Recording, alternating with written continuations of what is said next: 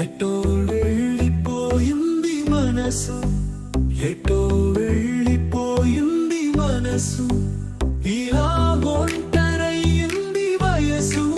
ఓ చల్లగాలి ఆచూకి తీసి